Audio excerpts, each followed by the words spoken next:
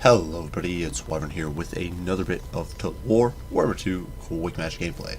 This time around it's a little bit of an older replay that I hadn't casted prior, but it's a Lizardmen against Dwarves, and this is a matchup that I know some people struggle with. Recently I was actually asked if I could cast a game of either Lizardmen versus Chaos or Lizardmen versus Dwarves by Atticus to sort of provide some tips and tricks, and so I decided to pull this one out of the mothballs here, and this was a game I actually did against Black Iron Battles on the quick match, and this is basically the build I run pretty consistently against Dwarves nowadays, and probably will be running even more now that they're getting changed and actually arguably buffed in this sort of situation come the upcoming patch.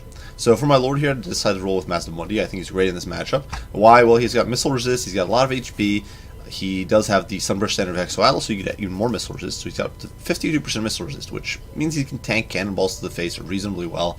He's got +9 melee defense, of course, as well for Saurus and nearby troops. That's a greater Arcane Conduit to get all that with those wounds of magic. Curse of the Midnight Wind, great debuff against Dwarves. Harmonic Convergence lets you buff up a single unit quite a bit. Once again, I find it very useful. Apotheosis for the heals. And then Banishment and Ruination of Cities, which even if your opponent goes with a Rune Lord, which isn't that common of a pick in this matchup, you're going to have some good damage output out of these spells. Even Banishment just does so much damage, Ruination of Cities just does so much damage if it hits, that even with 40% damage mitigation, you're going to take a beating. Plus it's free, or almost free, so it's I think worth the investment. For the rest of the army, I do have a single unit of Crocscourge in the front line, backing up 5 units of Saurus with shields. My little tip with the Crocscourge is that if you're playing on a very wide open map, I wouldn't necessarily bring these guys. I'd perhaps bring some extra skinks on the flanks to go wider, maybe bring an extra unit of Saurus, something along those lines, but I wouldn't really bring the Croxy boys. But on a smaller, more condensed map like this one, I would definitely bring them. They're actually getting buffed next patch, so once again, these guys should be even stronger, and they really can munch through a Dwarf infantry line if they get in there. For the rest of my line, on either flank, we do have Cold One Riders doubled up. These guys are amazing in the Dwarf matchup right now, in my opinion. They've got very high weapon strength. Not great melee stats, but with charge bonus of 42, they can move around pretty quickly. In the upcoming patch, they're going to be getting Primal Instincts, which is a little unfortunate. But, of course, with the rework of Cold Blooded, you're going to be able to support these guys much better, in my opinion. And sort of keep the Rampage in check, and at the same time, they're going to have much better stats now, so they're going to be doing a lot more hurt. Then finally in the back we do have a single unit of Horn Ones. These guys are just there to be like a super shock calf. These guys also getting a buff in the next patch. More weapon strength, up to 60 now. So they'll be munching through Dwarves like no problem. And then we do have two Skink Chiefs on the flank. These guys are just there purely to snipe away at Slayers. They can one-shot them. They can just kind of chip away at them over time. And they're very hard to hit for Dwarves. Even with handguns, they're going to struggle against Skink Chiefs on foot. So very useful in my opinion. Now for my opponent here, Black Iron, he did decide to roll with a front line of miners with blasting charges, probably to disrupt my charges. He said he was expecting me to bring some skinks, or a lot of skinks, because this was a water map. That was not my intent, but hey, you never know. You can see the miners there actually soaking up shots from the Skink Chiefs. You want to be very careful with your Skink Chiefs ammo usage. Don't waste it on miners. You want to use them on Slayers if you can. Their ammo is not necessarily super valuable, but you can kill an entire unit of Slayers with a single Skink Chief, and they only cost 450 gold. So that's really where you want your investment to be going. Now, elsewhere, my opponent did bring a second line of Longbeards, chevron up a little bit, as well as the Cumberland Guard and the PK card. So a lot of AP, a lot of melee damage, and some good staying power. Unfortunately for him, though, you can see the Saurus kind of tanky against blasting charges. They don't give too much of a darn, and the Crocscourge are now in, and they are just mulching through these miners already. Very powerful unit. Crocscourge can really do a lot of hurt, and I think they're very underrated. For his shooting line, my opponent did bring doubled up Crows with great weapons so that they could defend themselves a little bit, as well as 2 units of Slayers, one of them the Dragonbacks. You can see that beautiful, completely well-aimed the Ruination of Cities doing absolutely nothing. It was a waste, basically. But hey, free bounce spell, what can you do?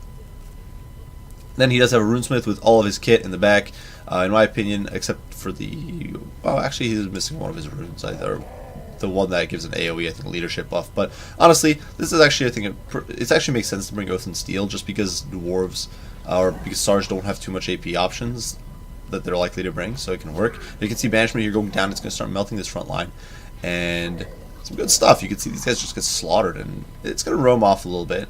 it's a decent cast of banishment. Sometimes you get unlucky, but it did some good work there. Elsewhere, you can see the PK Guard engaging with the Sarge Warriors over here, and PK Guard's doing okay, but we are going to buff these guys with harmonic conversions, and they're going to start trading all right. I do want to mention that my opponent did bring Grumbrindle with Flash Bomb. Grumbrindle has no fear and Foe Seeker, so a very good assortment of skills. And now he's trying to sort of pressure my Cav here, which is just running away, while the Skink Chiefs farm kills. Skink Chiefs can't be caught by Slayers. Slayers only have 40 speed, and with Poison, it's even lower. But you can see the Slayers here getting sort of chipped away at. You can see another shot there going down, and boom, down goes the Slayer. So the Skink Chiefs just farming the kills, another one, and these guys, you know, the Skink Chiefs are farming kills. These are Slayers, so you guys gotta keep in mind, this is just a very valuable sort of situation, where we're picking off model after model after model, and my opponent can't do much about it.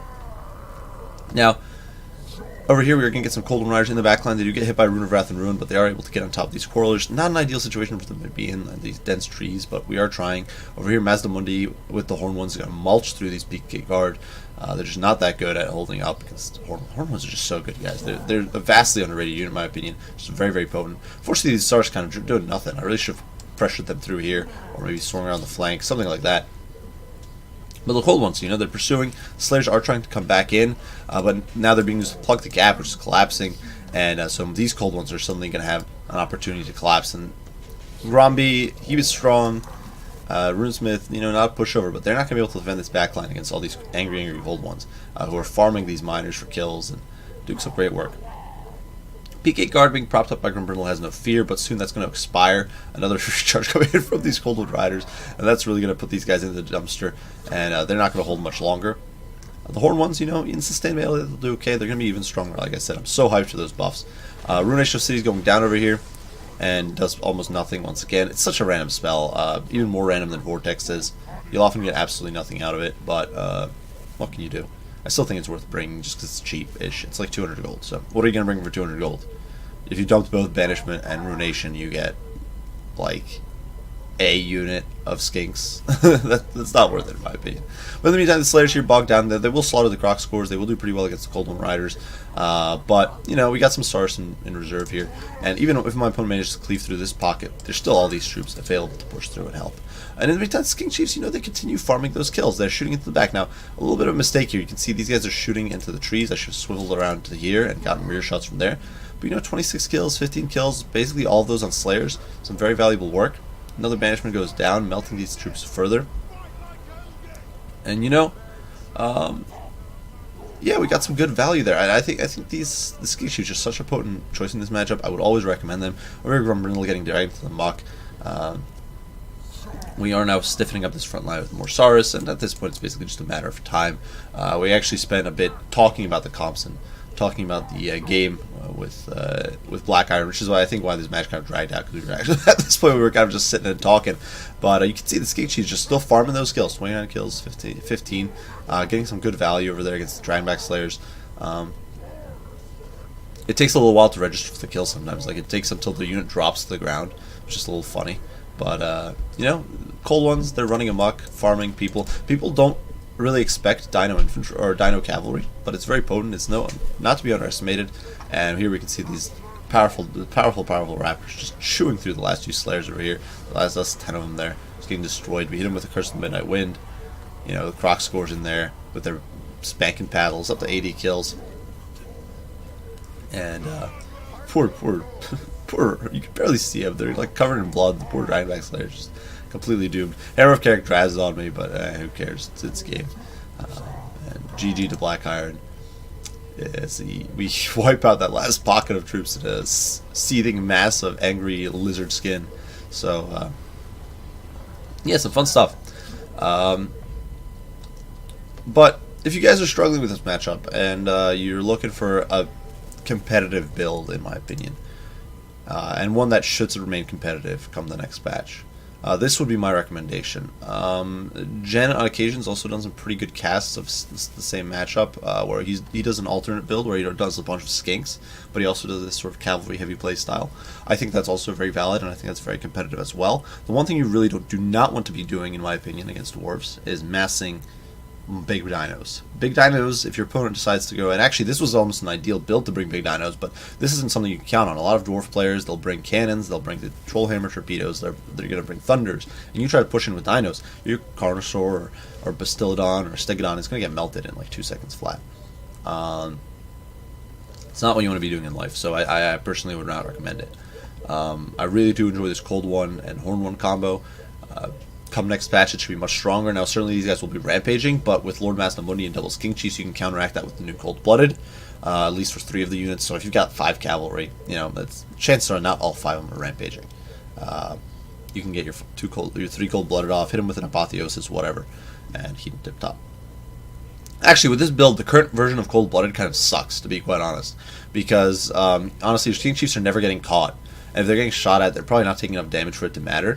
And Masnamundi, well, if he gets focused, well, he's got Apotheosis, but you don't really, if he's getting pursued or anything like that, you don't want to be hitting him with Cold-Blooded. So there's not too much, and none of the units here benefit from Cold-Blooded that much. So in my opinion, the new Cold-Blooded is going to be a big buff for this situation. The Horn Ones, Cold Ones, definitely would recommend if you guys are struggling. This would be my recommendation. Croxagores are the one in here that's kind of situational. If it's a enclosed map like this one, definitely go for them. Bring some Croxagores. On an open map, don't expect them to be much more than a distraction Carnifex. They're going to go down like a 9-pin. If you really want, you can still bring them on a big map, but it's very risky. And when I say big map, I mean like big open map. I'm thinking like Chaos Wastes, one of those maps where there's really like zero cover. I wouldn't expect the Croxagores to make it in effectively, but that's my 2 cents on the matter. Definitely, this is what I recommend. Great games to Black Iron battles. Had a lot of fun. I hope you guys enjoyed the video. Hope you found it hopefully a bit informative, and hopefully it helps you guys out if you are struggling with this matchup. And yeah, I guess that's it. I do thank you guys for watching. If you have any comments, any criticism, any additional input you'd like to pitch in, be sure to share down below, and I'll respond as soon as I can. I do thank you all for watching, and I will see you all in the next one. Bye for now.